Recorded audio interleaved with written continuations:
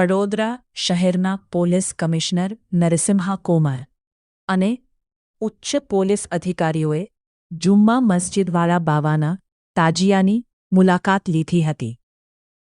Police વડાએ અહીં આસ્થાભેર ચાદરપોશી કરીને શહેરમાં શાંતિ અને અમન જળવાઈ રહે તેવી દુઆ કરી હતી.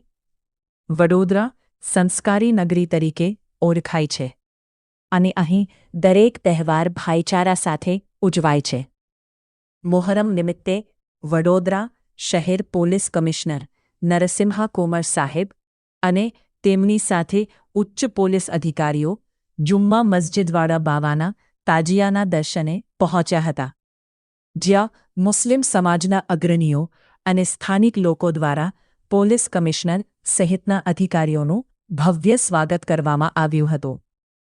પોલીસ કમિશનર નરસિમ્હા કોમરે પરંપરાગત રીતે બાવાના તાજિયા પર આસ્થાપૂર્વક ચાદરપોશી કરી હતી. अपना ताजिया વિસર્જનના ભાગરૂપે પોલીસ બંદોબસ્ત અંગેનું કેટલાક વ્યવસ્થાઓ કરી ચૂક્યા છે અને આના ભાગરૂપે આજે આપણે જુદા જુદા વિસ્તારોમાં નિરીક્ષણ માટે સિક્યુરિટી એસેસમેન્ટ માટે આપણે નીકળેલા છે. આજે અમીર અલી બાવાના જે તાજિયા છે આના પણ દર્શન પણ કરી છે.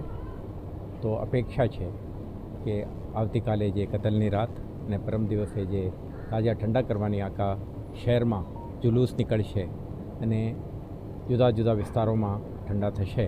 આ કાર્યક્રમ પણ એક મુસ્લિમ આગેવાનોના હાજરી એમના માર્ગદર્શન હેઠળ આયોજકો દ્વારા કરવામાં આવશે. પોલીસ ફેસિલિટેટર બનીને સુરક્ષા વ્યવસ્થા અંગેનું તમામ તૈયારીઓ કરશે.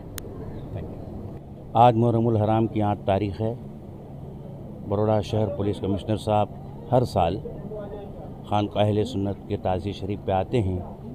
आज भी पुरानी रिवायत के मुताबिक बड़ौदा शहर पुलिस कमिश्नर साहब और दीगर ज़िम्मेदार अधिकारी ज़ोन 3 जनाब अभिषेक गुप्ता साहब वगैरह सभी खानकाह के ताज़िए पे आए, फूलों की चादर पेश की और कल रात में और परसों ताज़िया शरीफ के जुलूस जो निकलेंगे वो सुकून इत्मीनान के साथ तमाम ताज़िए वाले बगैर कोई तकलीफ़ के अपने आखिरी मंजिल तक पहुंच सके, उसके लिए साहब बात करके गए हैं.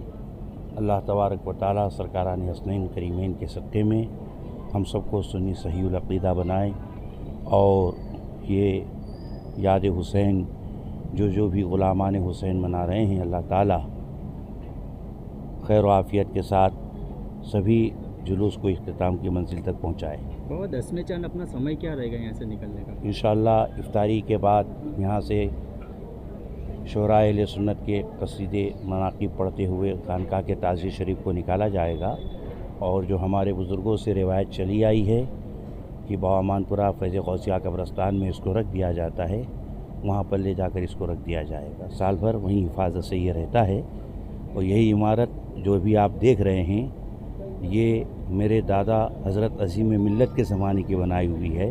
उसी को सही करके हर साल रख दिया जाता है.